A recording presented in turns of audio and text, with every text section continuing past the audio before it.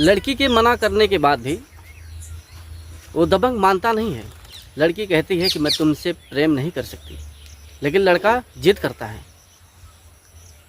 लड़की फिर भी नहीं मानती है। लड़का एक दिन रात में, यानी कि इसी 15 जून को रात में आता, उस लड़की को उसके घर से उठा लिया जाता है।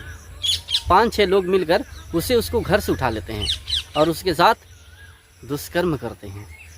दोस्तों नमस्कार, मैं हूं विशाल, आप देख रहे हैं अपनी दुनिया में आपका स्वागत है। ये घटना, आज की जो सच्ची घटना मैं आप सभी के बीच में लाया हूं, वो घटना कानपुर नगर चौबेपुर कोतवाली थाना क्षेत्र से निकल के आती है, एक छोटे से गांव से। रोज की तरह सरोज अपने घर का काम धाम करके पढ़ाई के लिए कॉलेज चली जाती थी। कॉलेज से रोज की तरह आना जाना, घर का काम धंधा करना। मात्र उनका एक छोटा सा परिवार था। घर में सरोज थी और उसके पिताजी थे, एक छोटा भाई था और एक माँ थी। सरोज सभी परिवार का देखभाल अच्छे से कर रही थी, जो कि घर की बड़ी बेटी थी। सरोज जिस कॉलेज में पढ़ती थी, उसी कॉलेज में एक और लड़का था जिसका नाम सियाराम राठौर बताया गया। सियाराम राठौर उसी गांव का लड़का था और रोज़ की तरह उसके पीछे आगे करता था। एक दिन ऐसे होते जाते उसे प्रपोज कर देता है। कहता है कि सरोज, मैं तुमसे प्रेम करता हूँ। वो लड़की गरीब परिवार की थी। सरोज ने मना कर दिया। कहती है कि मैं तुमसे प्रेम नहीं कर सकती, क्योंकि मेरे पिताजी गरीब मजदूर हैं। घर में मैं हूँ, मेरा छोटा भाई है, बहन है। मैं अपने घर का मान सम्मान नहीं खो सकती। मैं अपने पिताजी की पगड़ी नहीं उछाल सकती। उस लड़के को गुस्सा आ जाता है। कहता है, तुम्हें अपने मान सम्मान की फिक्र है, लेकिन तुम्हें मेरी मान सम्मान का कोई फिक्र नहीं। मैंने अपने दोस्तों से बता दिया कि मैं सरोज से प्रेम करता हूँ। आज मैं उसे प्रपोज कर दूँगा और मैं उन्हें ये भी कहा हूँ, आज तुम्हें प्रपोज करने के बाद कहीं हम लोग घूमने चलेंगे। लेकिन सरोज मना कर देती है। कहती है कि मुझे ये सब कुछ नहीं करना है, मुझे इन सब बातों में कोई दिलचस्पी नहीं है। अब तुम चले जाओ, नहीं तो मैं घर पर सबसे बता दूँगी। फिर भी लड़का नहीं मानता है। फिर दूसरे दिन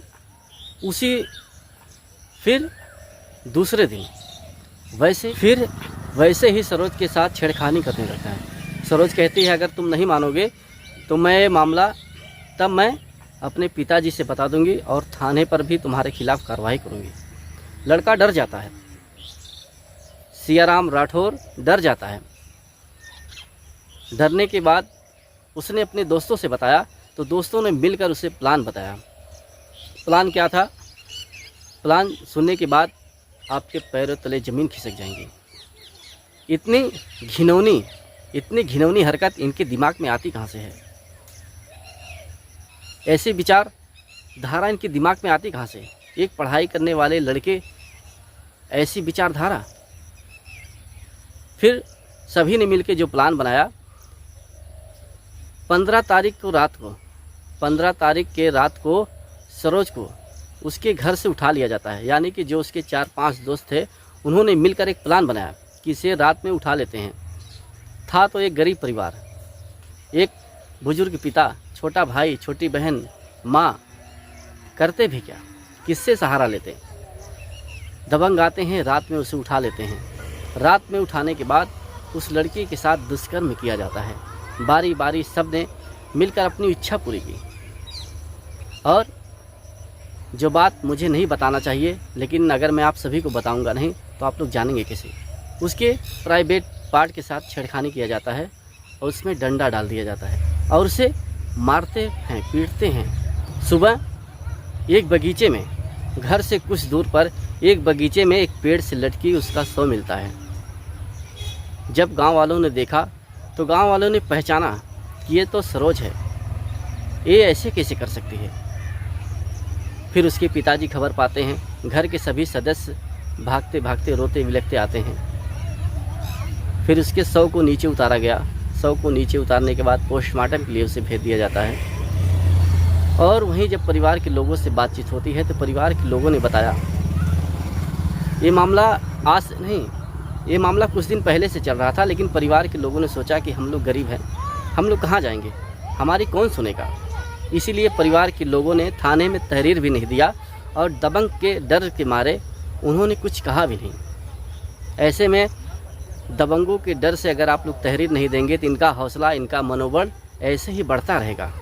जब पोस्टमार्टम रिपोर्ट आती है तब उसमें अपराधी के खिलाफ जो भी सबूत थे पुलिस ने इकट्ठा कर लिए है और अपराधी को गिरफ्तार करके जेल भेज दिया गया है।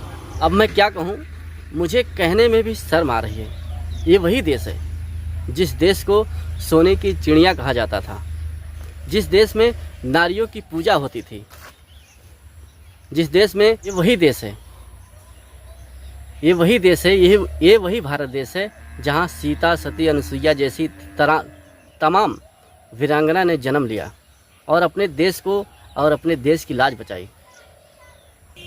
अब इसके आगे मैं कहूँ तो क्या कहूँ। जब देश को सोने की चिड़िया कहा जाता है, आज तो मिट्टी की चिड़िया कहने में भी शर्म आ रही है। इसके जिम्मेदार कौन है? तो आप ही लोग बताइए।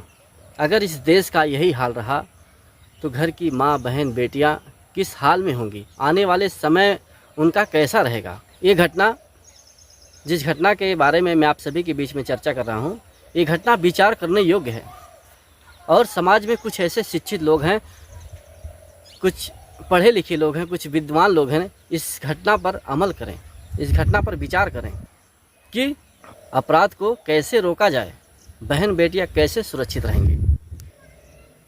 इसके लिए प्रशासन अपना कहां तक कदम बढ़ा रहा है, इस जघन्य अपराध में उसका कहां तक हाथ है या उसकी कहां तक भूमिका है।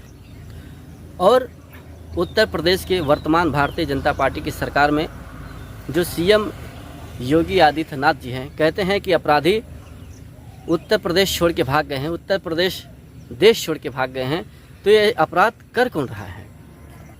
ऐसे अपराधी आ कहाँ से रहे हैं? इनको शरण कौन दे रहा है?